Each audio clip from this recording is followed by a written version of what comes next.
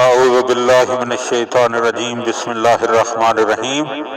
مولا کائنات حضرت امیر المومنین علی ابن ابی طالب علیہ السلام کے مجموعہ کلام نہج البلاغہ کے پہلے باب کا خطبہ نمبر 109 اور اس کا دوسرا حصہ۔ دنیا کی ناپائیداری کو بیان کرتے ہوئے مولا فرماتے ہیں کہ اس کا زبردست زیر دست بننے والا مالدار بدبختیوں کا ستایا ہوا اور ہمسایہ لٹایا ہوا ہے۔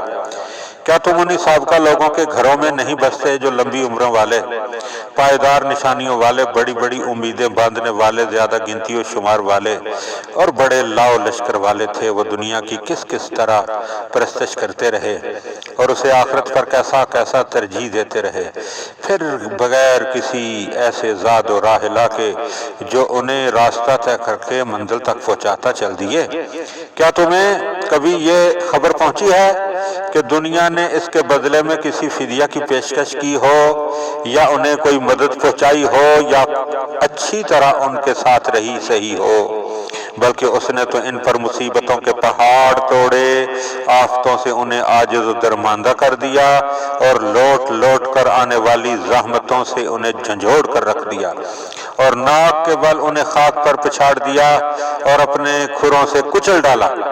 اور ان کے خلاف زمانہ کے حوادث کا ہاتھ بٹایا۔ تم نے دیکھا ہے کہ جو ذرا دنیا کی طرف جھکا اور اسے اختیار کیا اور اس پر لپٹا تو اس نے اپنے تیور بدل کر ان سے کیسی اجنبیت اختیار کر لی، یہاں تک کہ ہمیشہ کے لیے اس سے جدا ہو کر چل دیے، اور اس نے انہیں بھوک کے سوا کچھ زیادہ راہ نہ دیا اور ایک تنگ جگہ کے سوا کوئی ٹھہرنے کا سامان نہ کیا، سوا گھپ اندھیرے کے کوئی روشنی نہ دی اور ندامت کے سوا کوئی نتیجہ نہ دیا۔ تو کیا تم اسی دنیا کو ترجیح دیتے ہو یا اسی پر مطمئن ہو گئے ہو یا اسی پر مرے جا رہے ہو؟ جو دنیا پر بے اعتماد نہ رہے وہ اس میں بے خوف و خطر ہو کر رہے، اس کے لیے بہت برا گھر ہے۔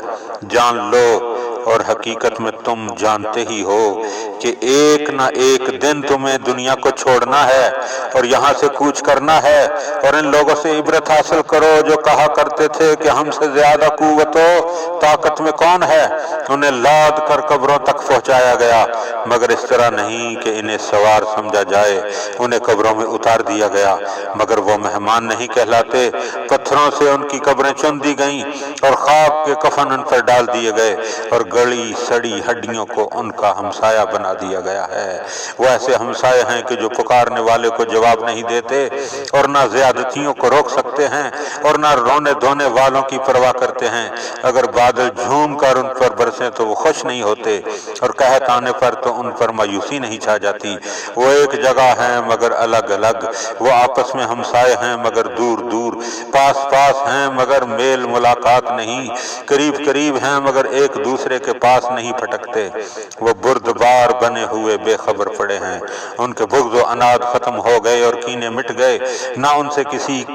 کسی ضرر کا اندیشہ ہے، نہ کسی تکلیف کے دور کرنے کی توقع ہے۔ انہوں نے زمین کے اوپر کا حصہ اندر کے حصے سے اور کشادگی اور وسعت تنگی سے اور گھر بار پردیس سے اور روشنی اندھیرے سے بدل لی ہے، اور جس طرح ننگے پیر اور ننگے بدن پیدا ہوئے تھے ویسے ہی زمین میں پیوندے خاک ہو گئے اور اس دنیا سے صرف عمل لے کر ہمیشہ کی زندگی اور سدا رہنے والے گھر کی طرف کوچ کر گئے، جیسا کہ اللہ سبحانہ نے فرمایا ہے کہ جس طرح ہم نے مخلوقات کو پہلی دفعہ پیدا کیا تھا اسی طرح دوبارہ پیدا کریں گے۔ اس وعدہ کا پورا کرنا ہمارے ذمہ ہے اور ہم اسے ضرور پورا کریں گے اور کر کے رہیں گے۔ اللہم صلی علی محمد و آل محمد۔